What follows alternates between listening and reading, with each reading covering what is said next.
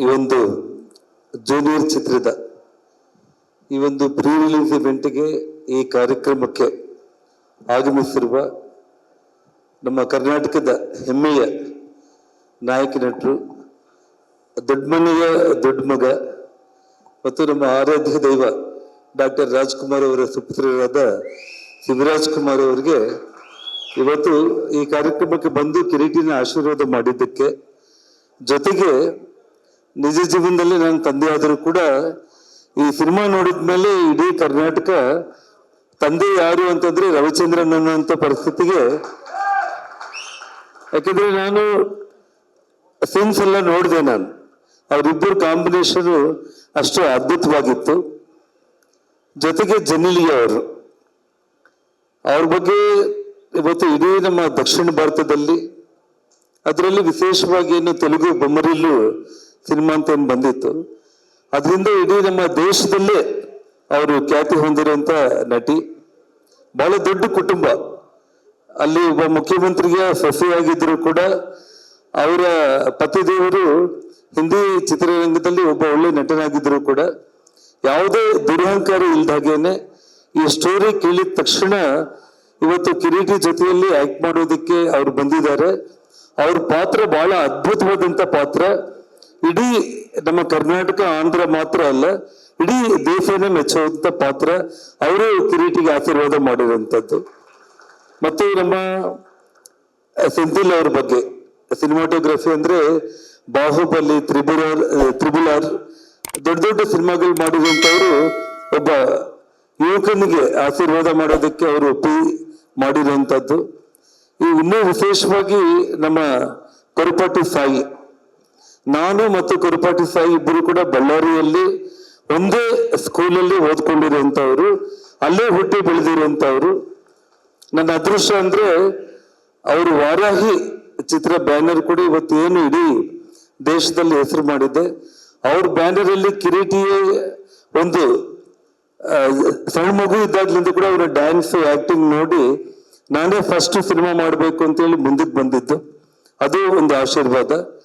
ವಿಶೇಷವಾಗಿ ಶ್ರೀಲೀಲಾ ಚಿಕ್ಕ ಮಗು ಇದ್ದಾಗ್ಲಿಂದ ಕೂಡ ನಾನು ನೋಡ್ತಾ ಇರುವಂಥದ್ದು. ಜೊತೆಗೆ ಅವರ ತಾಯಿ ನನ್ನ ಶ್ರೀಮತಿ ಲಕ್ಷ್ಮೀ ಅರುಣ ಅವರಿಗೆ ಬೆಂಗಳೂರು ಮಹಾನಗರದಲ್ಲಿ ಒಬ್ಬ ಒಳ್ಳೆ ಆತ್ಮೀಯ ಸ್ನೇಹಿತೆ ಯಾರಾದ್ರೂ ಇದ್ರೆ ಅದು ಡಾಕ್ಟರ್ ಸ್ವರ್ಣಲತಾ, ಅದು ಶ್ರೀಲೀಲಾ ಅವ್ರ ತಾಯಿ.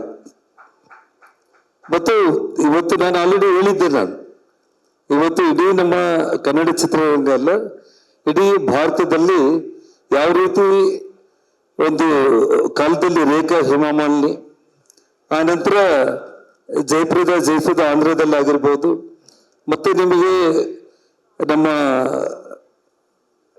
ದಕ್ಷಿಣದಲ್ಲಿ ಶ್ರೀದೇವಿ ಜಯಪ್ರದಾ ಹಾಗೆ ಹಿಂದಿನಲ್ಲಿ ರೂಲ್ ಮಾಡಿದ್ರು, ಮತ್ತೆ ದೀಪಿಕಾ ಪಡುಕೋಣೆ ಐಶ್ವರ್ಯ ಅವರು ಹೇಗೆ ಮಾಡಿದ್ರು, ಆ ಲೈನಲ್ಲಿ ಶ್ರೀಲೀಲಾ ಹೋಗ್ತಾರೆ ಅನ್ನೋ ನಂಬಿಕೆ ನನಗಿದೆ.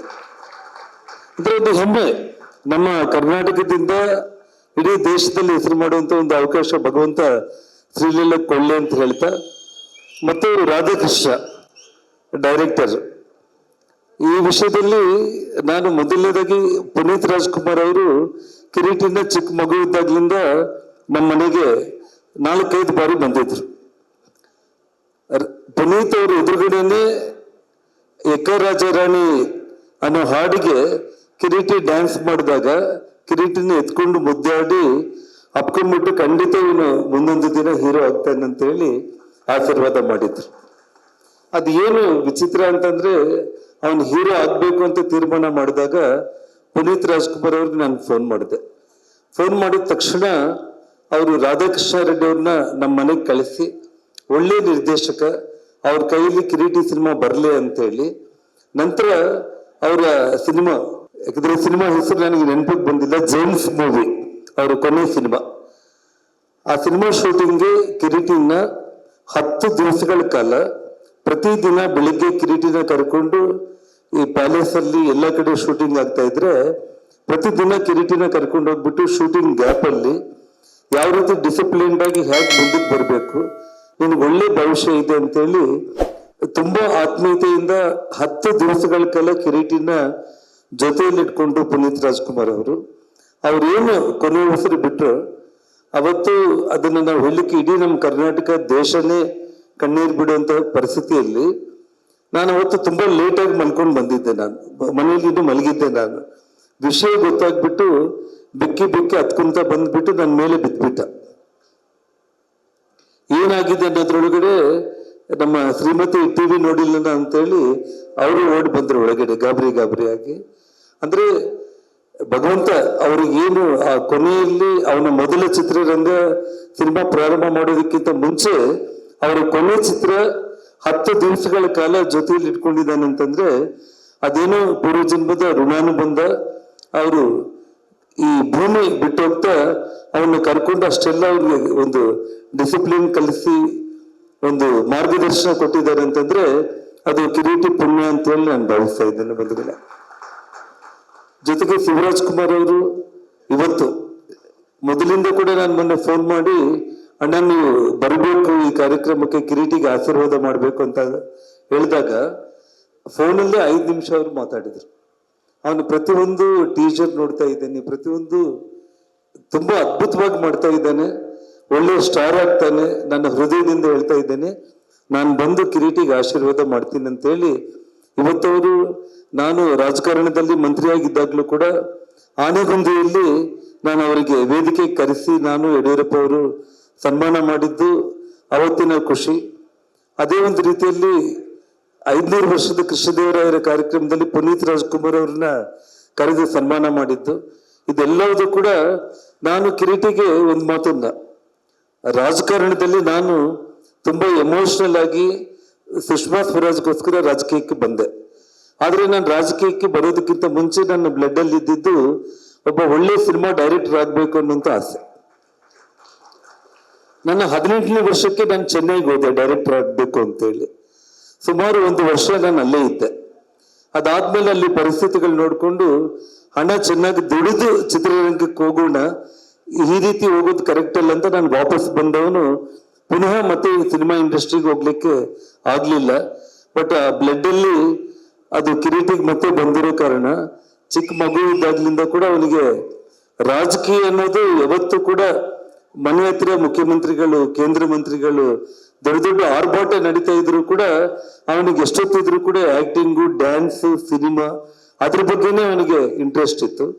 ಒಂದು ರೀತಿ ಈ ರಾಜಕೀಯ ಅನ್ನೋದಕ್ಕಿಂತ ಕೂಡ ಆ ಚಿತ್ರರಂಗದಲ್ಲಿ ಜನರ ಪ್ರೀತಿ ಗಳಿಸಿ ಶಾಶ್ವತವಾಗಿ ರಾಜ್ಕುಮಾರ್ ಕುಟುಂಬದಲ್ಲಿ 1% ಅವನು ಪ್ರೀತಿ ಗಳಿಸಿದ್ರು ಕೂಡ ಅವನ ಜನ್ಮ ಧನ್ಯ ಆಗುತ್ತೆ ಅಂತ ಹೇಳಿ ಈ ಸಂದರ್ಭದಲ್ಲಿ ಹೇಳ್ತಾ, ಹೆಚ್ಚಾಗಿ ಹೇಳೋದಕ್ಕಿಂತ ಕೂಡ ಅವನಿಗೆ ತಾವೆಲ್ಲರೂ ಕೂಡ ಇವತ್ತು ಬಳ್ಳಾರಿ, ಗಂಗಾವತಿ, ಬೆಂಗಳೂರು ಮಹಾನಗರ ಮತ್ತು ಎಲ್ಲ ಜಿಲ್ಲೆಗಳಿಂದ ಬಹಳ ಪ್ರಮುಖರು ಇಲ್ಲಿ ಆಶೀರ್ವಾದ ಮಾಡೋದಕ್ಕೆ ನಾನು ಕರೆದಿದ್ದೆ. ಎಲ್ಲರೂ ಕೂಡ ನಮ್ಮ ಕರೆಗೆ ಹೋಗ್ಬಿಟ್ಟು ಬಂದಿದ್ದೀರಾ. ಇಡೀ ಕರ್ನಾಟಕ ರಾಜ್ಯದಲ್ಲಿ ಪ್ರತಿಯೊಬ್ಬರು ಕೂಡ ಇದು ಚಿತ್ರ ಅಂತಂದ್ರೆ ಒಂದು ಅತ್ಯಂತ ಉತ್ತಮವಾದ ಕೌಟುಂಬಿಕ ಚಿತ್ರ. ಖಂಡಿತವಾಗ್ಲೂ ಕೂಡ ಪ್ರತಿಯೊಬ್ಬರು ಇದು ನಮ್ಮ ಮನೆಯಲ್ಲಿ ಏನೋ ಒಂದು ಘಟನೆ ಆಗಿದೆ, ಇದು ನಮ್ದೇ ಕಥೆ ಅನ್ನುವಂಥ ರೀತಿಯಲ್ಲಿ ಈ ಸಿನಿಮಾ ಇದೆ. ಮತ್ತು ರವಿಚಂದ್ರನ್ ಕಿರೀಟಿ ಅವರ combination, Genelia Kireeti combination, Sreeleela Kireeti combination ತುಂಬಾ ಅದ್ಭುತವಾಗಿರುತ್ತೆ. ಮತ್ತೆ ಇಲ್ಲಿ ತಾಯಿ ಗಿರಿಜಾ ಲೋಕೇಶ್ ಅವರು ಬಂದಿದ್ದಾರೆ. ಲೋಕೇಶ್ ಅವರಂದ್ರೆ ಇನ್ನ ಅದ್ಭುತವಾದಂತ ಒಬ್ಬ ನಟ. ಅವರನ್ನ ನಾವು ಚಿಕ್ಕ ಮಕ್ಕಳಿಂದ ಕೂಡ ನೋಡ್ಕೊಂಡು ಬಂದಿರುವಂತದ್ದು. ಇವತ್ತು ತಾವು ಆ ಚಿತ್ರದಲ್ಲಿ ಒಂದು ಪಾತ್ರ ಮಾಡಿದ್ದೀರಿ ಅಂತಂದ್ರೆ ನಾನು ನೋಡ್ದೆಮ್ಮ, ನಾನು ಬಹಳ ಅದ್ಭುತವಾಗಿತ್ತು. ನಿಮ್ಮಿಬ್ಬರ ಕಾಂಬಿನೇಷನ್ ಕೂಡ ಬಹಳ ಚೆನ್ನಾಗಿತ್ತು. ಹಾಗಾಗಿ ಇಲ್ಲಿ ಬಂದು ಎಲ್ಲರೂ ಆಶೀರ್ವಾದ ಮಾಡಿದ್ದಕ್ಕೆ ವಿಶೇಷವಾಗಿ ಮಾಧ್ಯಮ ಸ್ನೇಹಿತರಿಗೆ ಎಲ್ರಿಗೂ ಕೂಡ ಕಿರೀಟಿಗೆ ಆಶೀರ್ವಾದ ಮಾಡಿ. ಒಂದು ಜನಾರ್ದನ್ ರೆಡ್ಡಿ ಮಗ ಅನ್ನೋದಕ್ಕಿಂತ ಕೂಡ ಕಿರೀಟಿಗೆ ನಾನು ಒಂದೇ ಒಂದು ಚಾಲೆಂಜ್ ಹಾಕಿದ್ದೆ. ನಾನು ಜನಾರ್ದನ್ ರೆಡ್ಡಿ ಮಗ ಅಂತ ಅನ್ಸ್ಕೊಳ್ತೀಯ ಅಥವಾ ಇನ್ನೊಂದು 2-3 ವರ್ಷದಲ್ಲಿ ಕಿರೀಟಿ ಅವ್ರ ಅಪ್ಪಲ್ಲಿ ಹೋಗ್ತಾ ಇದ್ದಾನಂತ ಅನ್ಸ್ಕೊಳ್ತೀಯ ಅಂತ ಹೇಳಿ ಒಂದು ಚಾಲೆಂಜ್ ಕೂಡ ಕೊಟ್ಟಿದ್ದೀನಿ ನಾನು.